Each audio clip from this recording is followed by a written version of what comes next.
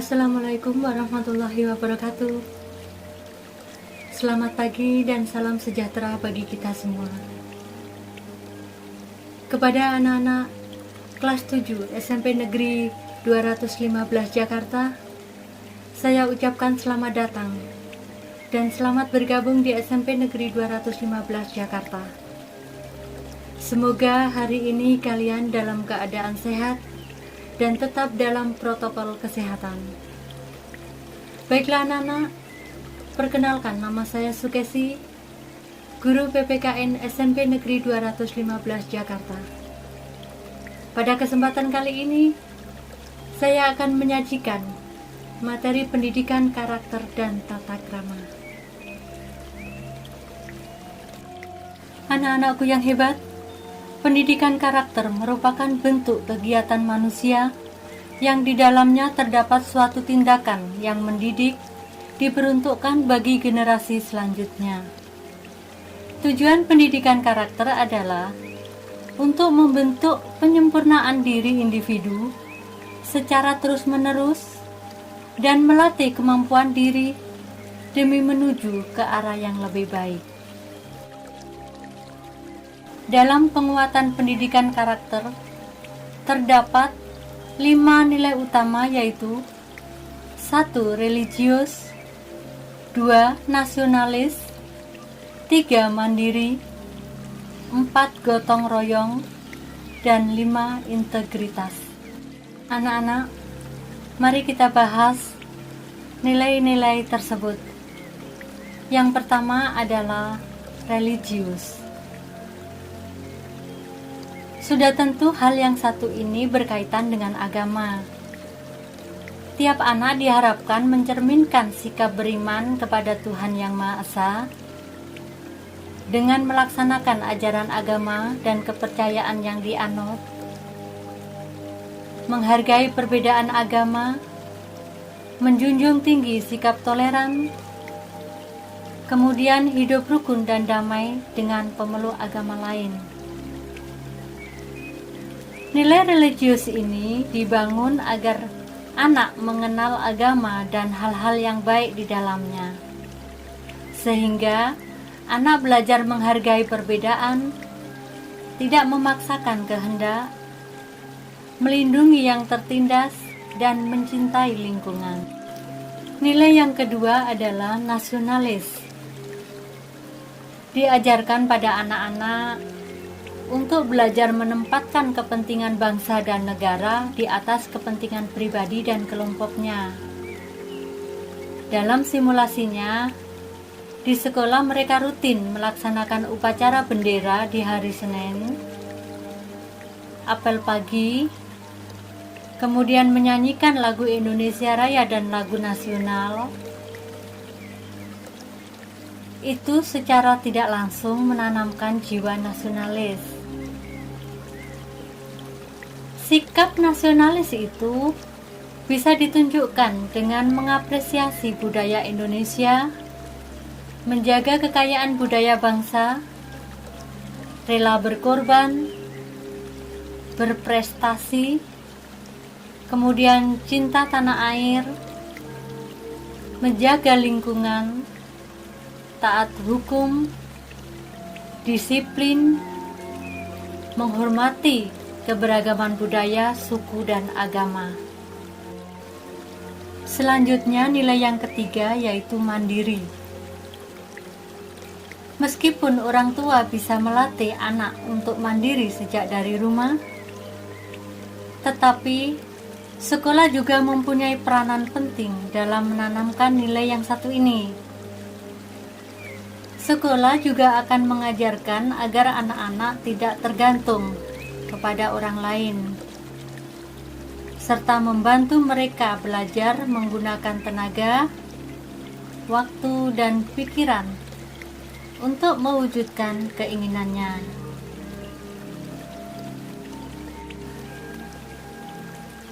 Nilai berikutnya adalah gotong royong. Sejak dini, anak-anak juga perlu mengerti konsep kerjasama dalam menyelesaikan masalah.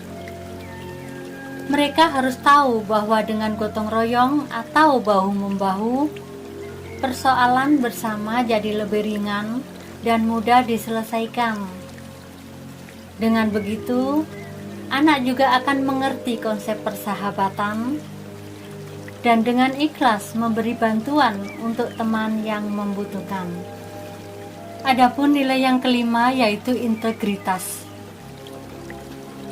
Poin yang satu ini menjadi nilai yang merupakan upaya menjadikan anak-anak menjadi orang yang dapat dipercaya dalam perkataan, perbuatan, dan pekerjaan. Anak perlu tahu bahwa mereka harus punya komitmen dan kesetiaan pada nilai-nilai kemanusiaan dan moral. Integritas meliputi penanaman rasa tanggung jawab sebagai warga negara dan mengajak mereka aktif terlibat dalam kehidupan sosial. Perlu juga ditanamkan sejak dini bahwa setiap orang harus konsisten dalam tindakan dan perkataan dengan berdasarkan pada kebenaran. Anak-anak, 5 nilai utama dalam kehidupan di atas memang harus ditanamkan sejak dini. Orang tua juga bisa membantu memperkuat pemahaman dan karakter anak terkait 5 hal tersebut dimulai dari rumah. Dengan begitu, orang tua dan sekolah bisa bersinergi menciptakan generasi masa depan yang lebih baik.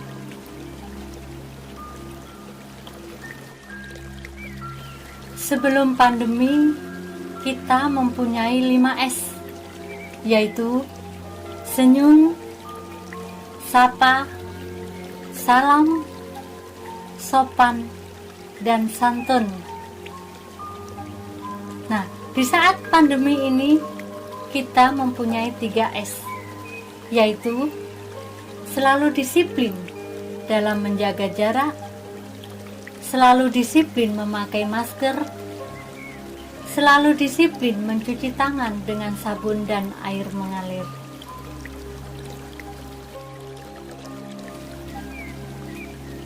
Anak-anakku yang hebat, kita masuk ke materi yang kedua yaitu tata krama.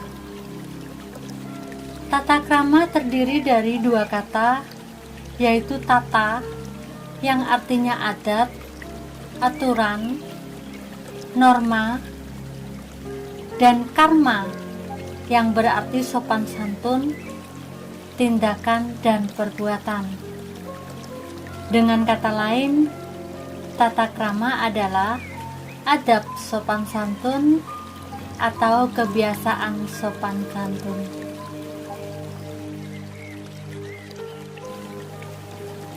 Adapun prinsip tata krama ada 3, yaitu yang pertama adalah respect dan toleransi, yang kedua empati, dan yang ketiga adalah kejujuran. Respect dan toleransi yaitu menghargai orang lain, peduli dan memahami orang lain apa adanya, meskipun berasal dari kultur yang berbeda atau keyakinan yang berbeda. Empati adalah meletakkan diri kita di pihak orang lain. Sebelum bertindak dan berucap, seharusnya dipikir dahulu apa pengaruhnya bagi orang lain. Dan yang ketiga adalah kejujuran, yaitu melakukan dan mengucapkan kebenaran meskipun itu pahit. Kemudian ada manfaat tata krama. Penerapan adab sopan santun dapat mendatangkan sejumlah manfaat, yaitu antara lain menciptakan kehidupan yang damai, aman, dan tentram. Kemudian memperkuat jalinan kerukunan yang sudah dibentuk selama ini. Selanjutnya, memperkecil munculnya konflik di lingkungan masyarakat, dan mempermudah pergaulan di masyarakat. Anak-anakku, pembahasan berikutnya adalah tentang macam-macam tata krama yang terbagi menjadi 3, yaitu tata krama di lingkungan keluarga, tata krama di lingkungan sekolah, dan tata krama di lingkungan masyarakat.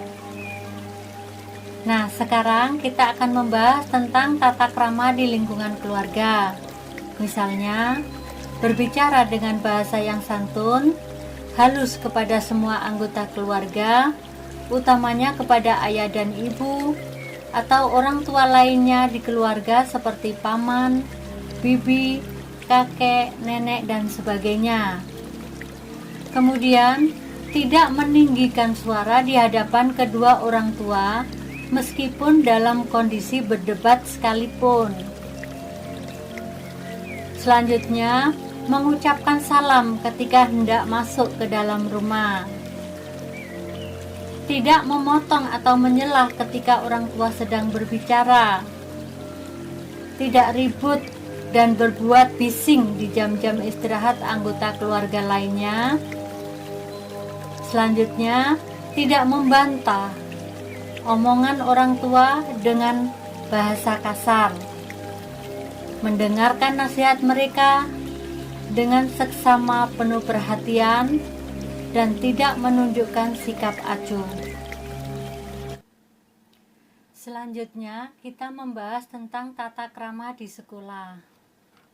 Tata krama di sekolah terbagi menjadi 2, yaitu tata krama bergaul dan tata krama dalam pembelajaran. Anak-anak, terlebih dahulu kita membahas tentang tata krama bergaul dengan guru. Misalnya, berbicara sopan di hadapan guru. Yang kedua, mengucapkan salam bila bertemu dengan guru. Ketiga, tidak memotong pembicaraan guru, dan bila terpaksa maka harus minta izin terlebih dahulu. Keempat, tidak memanggil atau meminta sesuatu pada guru dari arah belakang atau jarak yang jauh. Kelima, tidak lewat atau lari di depan guru yang sedang duduk, kecuali terpaksa dengan minta izin terlebih dahulu. Keenam, bila dipanggil oleh guru, maka harus segera menyahut dan mendatangi guru serta segera melaksanakan perintahnya. 7. Tidak boleh merendahkan dan mengucapkan kata-kata kotor di hadapan guru. 8. Tidak boleh meludah atau buang gas di depan guru. Dan yang ke-9 adalah tidak menjelek-jelekan guru di hadapan orang tua, masyarakat, atau yang lainnya.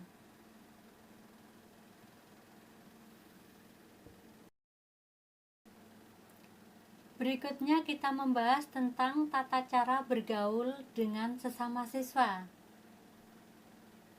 Antara lain, menghormati kakak kelas dan menyayangi adik kelas. Saling menjaga perasaan dengan tidak mengucapkan kata-kata yang dapat menyinggung perasaan teman, baik secara lisan maupun tulisan. Saling menolong dan membantu kesulitan sesama teman. Tenang atau tidak ribut di samping teman yang sedang belajar. Tidak boleh mengambil sesuatu milik teman kecuali atas izinnya. Tidak boleh mengganggu atau menyakiti sesama teman. Tidak boleh bermusuhan atau putus hubungan dengan sesama teman. Kemudian tidak berburuk sangka terhadap teman, mengingatkan teman yang berperilaku tidak sopan terhadap guru atau melanggar tata tertib sekolah. Dan yang terakhir adalah tidak menyebarkan rahasia atau aib teman kepada orang lain. Kemudian kita juga membahas tentang tata krama berpakaian, yaitu berpakaian seragam sekolah sesuai dengan aturan sekolah yang berlaku, menjaga aurat terhadap guru atau sesama siswa. Siswa tidak boleh memakai perhiasan emas bagi perempuan, dan bagi laki-laki tidak boleh memakai gelang, cincin, atau anting. Siswa tidak boleh bersolek, berdandan, atau memakai parfum yang berlebihan. Siswa tidak boleh memakai tato, baik itu yang permanen maupun tato-tatoan. Kemudian siswa tidak boleh menulisi, mencoreti, atau mewarnai pakaiannya, meja, kursi, dan bangunan sekolah. Selanjutnya, siswa juga tidak boleh memakai baju olahraga selain jam pelajaran. Anak-anak, pembahasan berikutnya adalah tentang tata krama dalam belajar. Antara lain, membenahi kelas sebelum guru masuk dan menyiapkan perlengkapan pembelajaran. Kemudian, hadir di kelas tepat waktu. Bila terlambat, maka ucapkan salam lalu menyampaikan alasan keterlambatan kepada guru. Tidak ribut atau berisik dan membuat gaduh saat jam belajar. Meminta izin kalau hendak keluar pada saat jam pelajaran. Tidak menentang pendapat guru secara emosional. Mengawali dan mengakhiri pelajaran dengan berdoa. Kemudian, selama jam sekolah, siswa wajib berada di sekolah dan tidak boleh meninggalkan sekolah kecuali izin dengan guru piket. Selanjutnya, bagi siswa yang tidak masuk sekolah, harus ada surat izin atau pemberitahuan secara tertulis dari orang tua atau wali. Nah, anak-anak, tibalah kita pada pembahasan yang terakhir, yaitu tata krama di lingkungan masyarakat. Antara lain, tata krama berbicara, yaitu menjaga perkataan agar tidak menyinggung perasaan orang lain. Memperhatikan lawan bicara, jika lawan bicara lebih tua, gunakan kata-kata yang lebih sopan. Tidak memotong pembicaraan orang lain. Hendaknya berbicara jujur, terus terang, dan apa adanya. Jangan menyindir, berlagak sombong, dan merendahkan orang lain. Kemudian tata krama di tempat umum, yaitu jangan membuang sampah sembarangan. Berkendara sesuai dengan aturan. Tidak merusak fasilitas umum. Bersikap ramah kepada siapapun. Bersikap sopan kepada orang yang lebih tua. Membantu orang yang membutuhkan. Tidak bersikap sombong. Tidak mementingkan diri sendiri. Menghormati orang lain yang sedang beribadah. Dan mengetuk pintu saat bertamu, dan lain-lain. Kemudian, tata krama yang tidak kalah pentingnya adalah tata krama makan dan minum, yaitu tidak berbicara saat mulut terisi makanan. Saat mengunyah, mulut harus tertutup. Saat makan, sendok dan garpu jangan sampai bersuara gaduh. Kemudian jangan makan sambil berdiri. Tata krama ini banyak dilanggar dengan adanya pengaruh budaya barat. Dan yang terakhir adalah membawa bekal makan 4 sehat 5 sempurna dari rumah saat pandemi. Oke anak-anakku, sekian materi kali ini. Semoga bermanfaat. Jangan lupa jaga kesehatan, makan makanan bergizi, dan tetap mematuhi protokol kesehatan. Wassalamualaikum warahmatullahi wabarakatuh.